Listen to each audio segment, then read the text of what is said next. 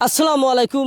আমি দীর্ঘদিন থেকে এখানে দেখতেছি কয়েক বছর থেকে এই যে নদীটা এই বরাবর ছিল, দীর্ঘদিন থেকে এই নদীটা ভেঙে গেছে।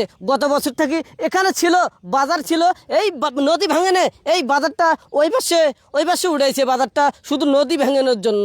আবার এখানে কৃষি আবাদ দেখে নেই যে কাছারের উপরে কৃষি আবাদ, আমি জানি না এই কৃষি আবাদ যদি এইভাবে নদী ভেঙে যায় সামনেবার এইভাবে কি ধান আবাদ করতে পারবে না পারবে না।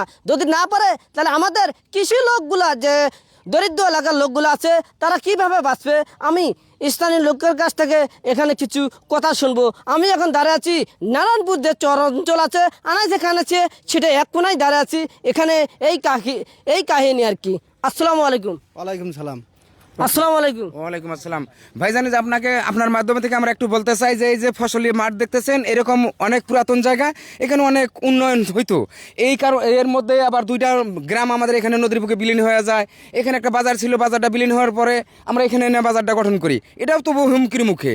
এই যে ফসল দেখতেছেন ফসল নদীর কাছের উপরে, এইরকম সোনাদারি সম্পদ যদি এটা নদীর বুকে বিলীন হয়ে যায়, আমাদের মতো অসহায় গরিব মানুষ আপাত বসত না করতে পারলে আমার ভীষণ কষ্ট হয়ে যাবে।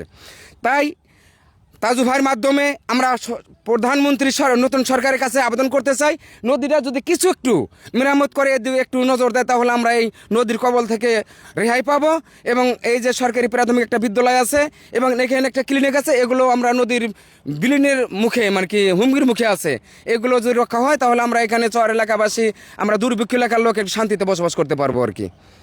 আসলে যে আমাদের যে চর অঞ্চলগুলো আছে এখানে অনেক ধরনের কমিটি আছে চর অঞ্চল নিয়ে।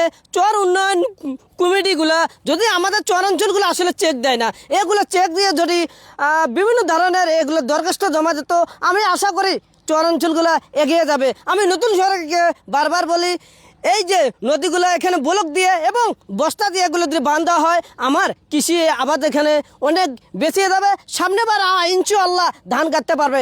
আর যদি এগুলো ব্লক দিয়ে না বাঁধা হয় আমি আশা করি এখানে কৃষি আবাদ হবে না, আবার পাশাপাশি শিক্ষার হার কমে যাবে।